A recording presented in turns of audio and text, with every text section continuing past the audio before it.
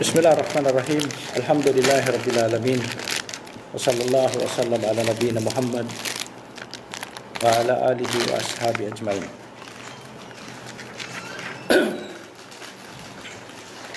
Qala al-imam rahimahullah Syekhul Islam Muhammad bin Abdul Wahhab rahimahullah fi kitabihi Kitab at-Tauhid. Babu qaulillahi ta'ala innaka la tahdi man ahbab. Walakinna Allaha yahdi man yasha wa huwa a'lamu bil muhtadin. So, dito sa binigay na title ng muallif rahimahullah, Kitab at-Tauhid, na ang binigay niya uli sa atin ditong title ay aya ng Quran. Magmula sa Suratul Qasas, aya number 56. Na sinabi rito na Allah subhanahu wa ta'ala, innaka la tahdi man ahbab. Na ang nakalipas na bab ay ang tungkol sa syafa'a. Na binanggit sa atin ng Allah subhanahu wa ta'ala na walang sino man na may kakayahan na magsyafa'a o magdesisyon sa kaharian ng Allah subhanahu wa ta'ala. Dito man sa dunya o sa akhirah. So dito naman sa sumunod na bab, sabi nga rito, innaka la tahdi man ahbab. Hindi mo katotohanan, hindi mo maaring gabayan ang sino man kahit sa iyong sino man sa iyong mga minamahal. So dito ang tinutukoy dito na Allah subhanahu wa ta'ala sa atin na alam natin ang hidayah ay dalawang klase. Kaya lang dito kahit na ang propeta Muhammad sallallahu alaihi wasallam na meron siya mga mahal sa buhay, halimbawa ang kanyang uncle na si Abu Talib, ang kanyang mga ibang kamag-anak din na hindi nag-Muslim katulad ni Abu Lahab na nabanggit pa sa Quran. Na itong palatandaan ang propeta Muhammad sallallahu alaihi wasallam talagang ang desisyon ng lahat ay nasa Allah subhanahu wa ta'ala. Ang desisyon ay nasa Allah subhanahu wa ta'ala lamang. Walang sino man na maaring maggabay sa tao maliban lamang kung sino ang gabayan ng Allah subhanahu wa ta'ala. Sabi rito, hindi mo maaring katotohanan, hindi mo maaring gabayan ang sino kahit sino man, magang ito ang iyong mga minamahal. Hindi ito contradiction sa ibang ayat sa Quran, sa ibang surah, sabi ng Allah subhanahu wa innaka latahdi ila siratal mustaqim. Katotohanan, ikaw ay maggagabay sa siratal mustaqim. Diba? Meron diyang ayat na ganyan. Na sinabi sa propeta Muhammad sallallahu alaihi wasallam, katotohanan, ikaw ay magagabay para sa siratal mustaqim. Anong tinutukoy dito? Dito, ang tinutukoy natin dito, dalawang uri ng hidayah. Hidayah mampiya at saka hidayah al-mutbata. Ibig sabihin yung negated o rejected na hidayah at yung ibig sabihin yung confirmed na hidayah. O sabihin natin, yan ay tinatawag din ng mga ahlul ilm na hidayah at tawfiq o kabul o hidayah al-irsyad wa dalala. So, tinutukoy dito na, halimbawa, ang propeta Muhammad tinutukoy dito sa nabanggit na ikaw ay maggagabay sa siratal mustaqim. Tinutukoy dito yung pagtuturo ng landas. Bilang propeta o mga sugo, sila ay may kakayahan na ituro sa tao yung landas. Pero wala silang kakayahan na buksan ang puso at ilagay sa puso ng tao na tanggapin ang katotohanan. Kahit na itinuro nila, pinaliwanag nila, nilinaw nila ang katotohanan, pero yung pagbubukas ng puso kung ito itatanggapin o hindi, ito yung tinutukoy natin dito na Allah subhanahu wa ta'ala na hidayah at tawfiq o kabul. Na walang ibang nagbibigay ng gabay o nagbubukas ng puso ng isang tao maliban sa Allah subhanahu wa ta'ala. Kaya maging ang propeta Muhammad sallallahu alaihi wasallam, ito ay confirm sa kanya palaging salita. Sa kanyang khutbatul hajah kapag Jumaa o kapag siya ay mag-uumpisa, sabi niya, may yahdihillahu fala mudilla lahu. Kung sino man ang gabayan, alam mo na makapagligaw. O may yudil pala, wala hadiyala. At kapag sino man ang iligaw, wala makapaggabay. Kung sino man ang gabayan, wala makapagligaw. Ito ay palaging sinasabi ng propeta. Kaya alam natin na ang propeta Muhammad sallallahu alaihi wasallam, siya ay tagapagturo lamang ng daan o ng landas. Pero ang pagbubukas ng puso at paglalagay para tanggapin ito ay nag-iisang karapatan lamang ng Allah subhanahu wa ta'ala. Dahil siya ang nakakaalam ng puso ng isang tao kung siya ay talaga naghahanap ng katotohanan, kung siya talaga ay tunay na nais niyang katotohanan. Kaya sabi rito, walakinnallahu yahdi may yasha. Subalit, ginagabayan ng Allah subhanahu wa ta'ala kung sino ang kanyang naisin. So ito ay ayon sa kanyang kung sino wa huwa a'lamu al-muqtadun. At alam na Allah kung sino ang dapat pagkalooban ng hidayah. Alam niya kung sino talagang taong tapat na naghahanap ng gabay. So ipagkakaloob niya, bubuksan niya yung puso para makita niya ito at para sa buhay niya ito, tanggapin niya ito. Kaya dito sa pangalawang dalil o pinaliwanag, Pisahi an Ibn Musayyab an abihi kal lama hadarat Aba Talib al-wafata ja'ahu Rasulullah sallallahu alaihi wasallam wa indahu Abdullah ibn Abi Umayyah wa Abu Jahal. So nung sabi rin nga rito sa Sahih ni Ibn Musayyab an abihi. So sabi ni Ibn Musayyab na ang kanyang ama na si Musayyab, kalam mahadarat Aba Talib, nung si Abu Talib ay malapit ng mamatay, wapata, ibig sabihin malapit, ja'ahu Rasulullah sallallahu alaihi wasallam, pumunta ang propeta Muhammad sallallahu alaihi wasallam sa kanyang uncle. Wa indahu Abdullah bin Abi Umayyah wa Abu Jahal. So alam natin ang propeta Muhammad sallallahu alaihi wasallam na itong si Abu Talib, ang kanyang uncle na si Abu Talib, ito ang nagpalaki sa kanya. Ang propeta Muhammad sallallahu alaihi wasallam ay una muna sinilang siyang orphan, pagkatapos siya ay nalagaan ng kanyang lolo na si Abdul Muttalib. Pagkatapos si Abdul Muttalib, ang kanyang si lolo ay mamatay, siya ay 8 taon pa lamang. At siya ay kinupkup ng kanyang uncle na si Abu Talib. So siya ay lumaki sa bahay ng kanyang uncle na si Abu Talib. At nung siya ay makapag-asawa na hanggang siya ay mag-declare ng nubuwa, hindi siya pinabayaan ng kanyang uncle.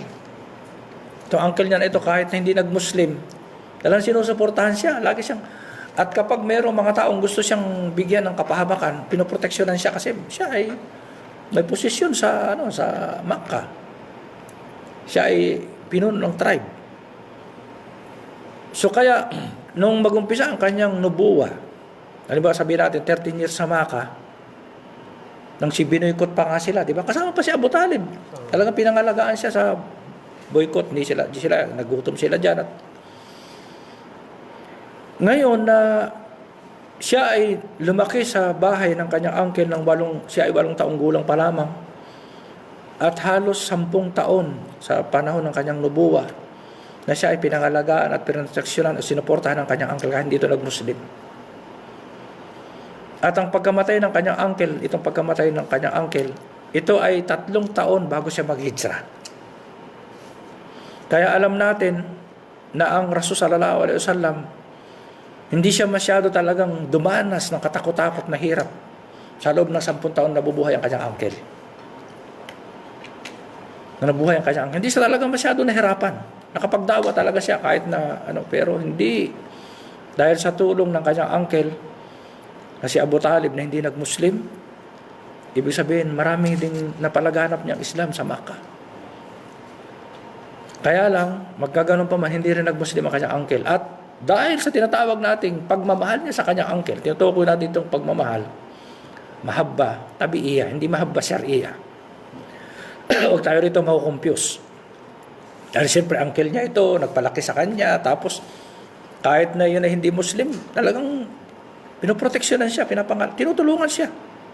Kaya yung mga malalakas, mga matataas na tao na Quraysh, hindi siya magalaw dahil sa kanyang uncle. Pero nung mamatay na ang kanyang uncle dito, hanggang siya ay nag-hijrah.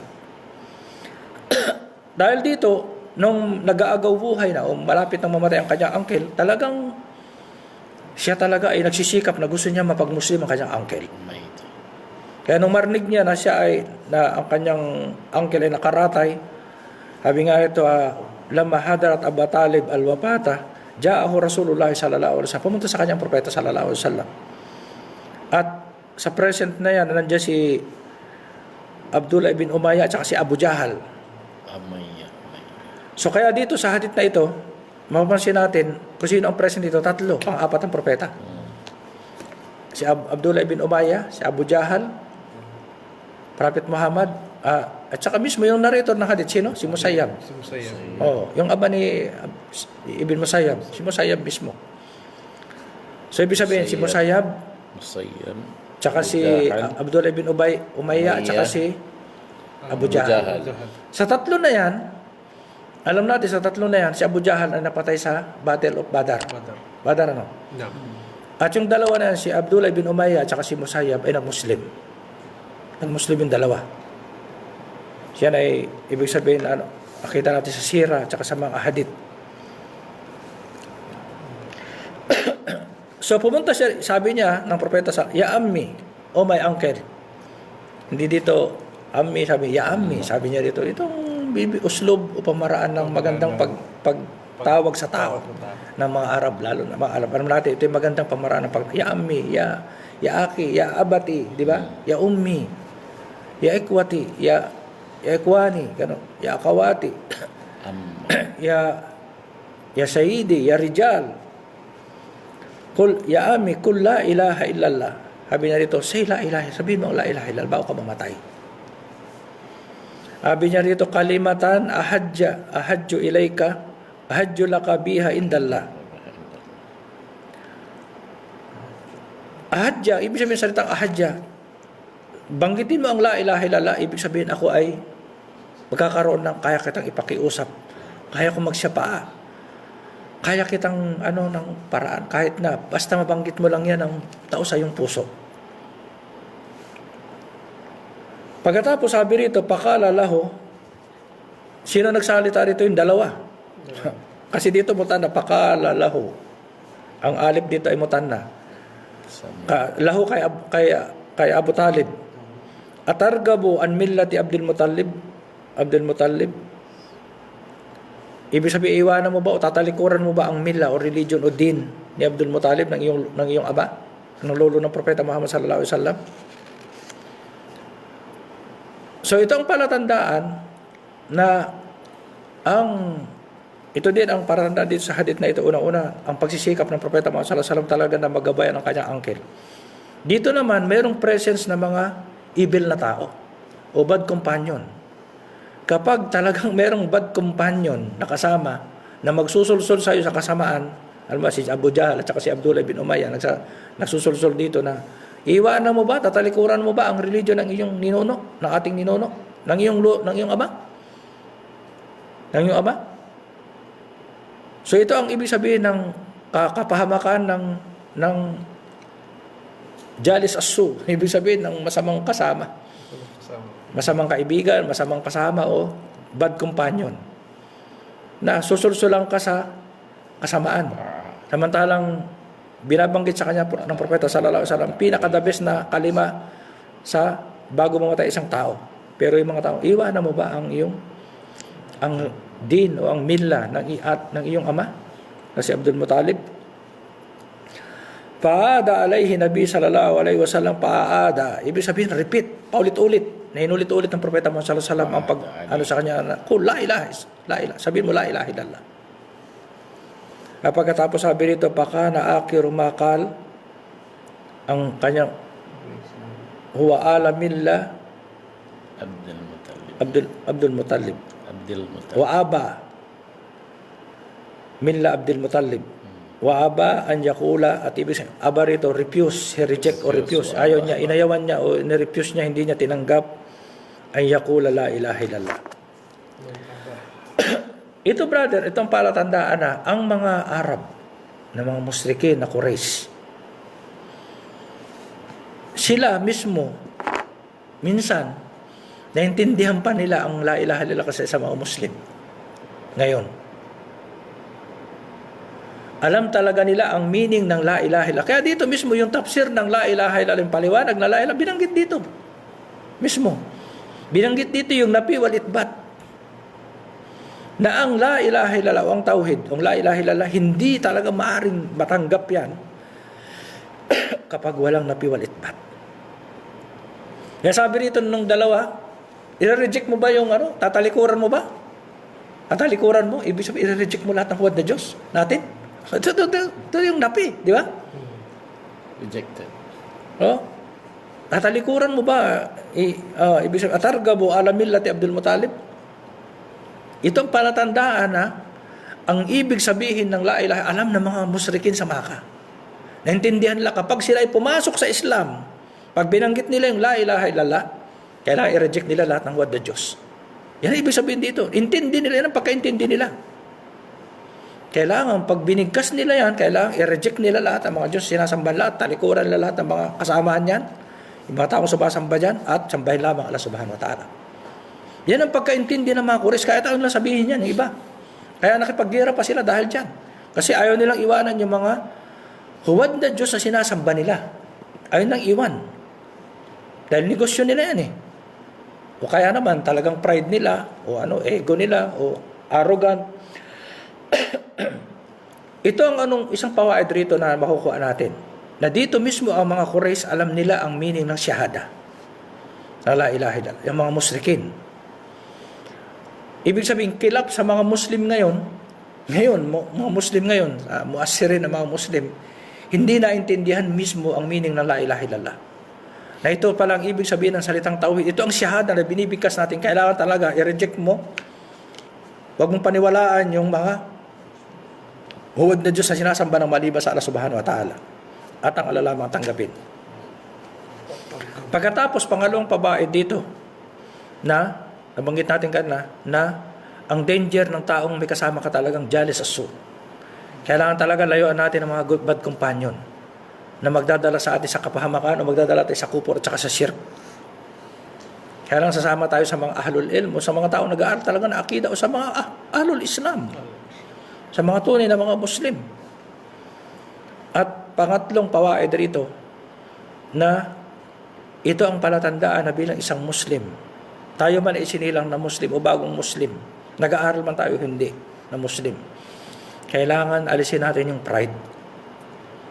Minsan iwanan natin yung kung ano yung kinagis na natin ng ating tribo, ng ating mga ninuno, ng ating lolo, ng ating nanay, ng ating tatay, ng lolo, ng lola, o ng ating tribo. Na minsan, ang paniniwala na yan, o kultura na yan ng ating tribo, o ng ating mga ninuno ay taliwas sa katuruan ng Islam. Mukala pa sa teaching ng Islam. Bid'ah, hindi sunnah.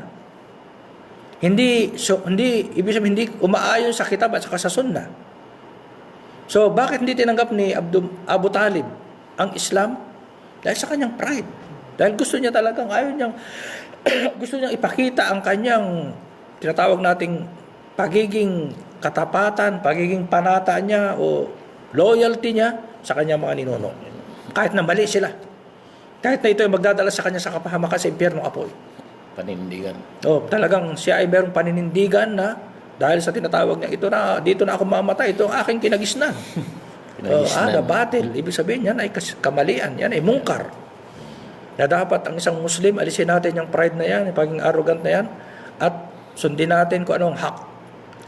Kung ano ang nabanggit ng Allah Tabaraka wa Ta'ala, at ano ang nabanggit ng Rasul sallallahu alaihi wasallam, ito lamang ang ating susundin. Hindi yung ating tribo, yung ating kultura, yung ating ninuno, o sino man yung ating imam, o sino man, kapag ito ay mukala pa sa ating teaching. Wa aba an yaqula la ilaha, at nag-refuse siya, hindi niya tinanggap ang la ilaha illallah. Pakala Nabi sallallahu alaihi wasallam, lastagpiran na laka ma lam unha anka. So, ang propeta Muhammad sallallahu alaihi wasallam, dahil nga sa kanya talagang pagsisikap at pagtanaw niya ng utang na loob niya sa kanyang uncle, hindi siya talaga tumigil. Ulit-ulit niyang pinaalala sa kanya na banggitin ang la ilaha illallah. At hindi lamang sabi niya, hindi pa ito naman sabi dito, lastagpiran na lak, at hihingi kita ng ang ibig sabihin dito ng lam ay kasam. I swear by Allah na hihingi kita ng tawad. Talaga sabi niya, I swear by Allah, hihingi kita ng tawad. Ang lam dito, lastagpiran na laka malam unha, maliban lamang hanggat di ako pinagbabawalan. Hanggat di ako pinagbabawalan Allah subhanahu wa ta'ala na hingi ka ng tawad. Pagkatapos may bababa na ayat tungkol dito. Sa surah At-Taubah, ma kana lin-nabi walladina amanu an yastaghfiru lil musrikin walau kanu ulul qurba. Sabi rito ng Allah subhanahu wa ta'ala, hindi nararapat sa propeta at sa mga believer sa mga nanampalataya na ihingi ng kapatawaran ang mga musyrikin kahit na sila ay inyong mga kamag-anak o malapit sa inyo. Kaya itong palatanda, ito ang dalil. Ito ang dalil sa atin na ang isang kafir o musyrik habang buhay pa pwede natin ipagdua, hihingi ng tawad o ipagdua, nagabayan. Pero kapag patay na, wala na. Ito ang dalil na pinagbabawalan tayo na hingi ng kapatawaran o sabihin natin rahimakallah, rahimahumullah ang isang kafir kasi hindi na pagkakalooban ng mercy ang isang kafir o isang musyrikin kapag sila ay namatay na. Pagkatapos sabi rito sa isang wa ansala bi Abi Talib innaka la tahdi man ahbabta walakin Allah yahdi man yasha wa huwa a'lamu bil muhtadin. Katulad ng ipaliwanag natin kanina. Kaya ito ang palatandaan na nabanggit ko na ang propeta Muhammad sallallahu alaihi wasallam dito sa kabuuan ng hadith, ayat at saka sa hadith, sa pagpapaliwanag ng hadith, na ang Rasul sallallahu alaihi wasallam na ito ang palatandaan na hindi niya talaga kayang maggabay o magbukas ng puso ng tao. Na ang kanya lamang ay tablig o balag. Magbalag ng risala. Magkumbay ng mensahe. Pero magbukas at magpasok ng tao sa Islam, ang alalamang ang nagbibigay. Ito ay hukuk lamang o karapatan lamang o gawain lamang na Allah subhanahu wa ta'ala. Walang maaaring makialam dito. Walang maaaring manghimasok dito. Kaya ito ay sinasabi natin na ito na naman ay isa sa may mga tao hinihiling sa propeta na iligtas sila, gabayan sila, ganun-ganun, kahit na patay ng propeta ngayon, ang lahat ng yan ay shirk. Yan ay pagtatambal o malaking kabalian. Magawain na mahingi tayo sa propeta, tawag tayo sa propeta, sabihin natin, gabayan tayo, ubuksan ang ating puso, ang lahat ng yan ay maling pamarana, bisabihin nireject ng kitab at saka ng sunnah. Sallallahu wa sallam ala nabiyina Muhammad wa ala alihi wa ashabi ajmain.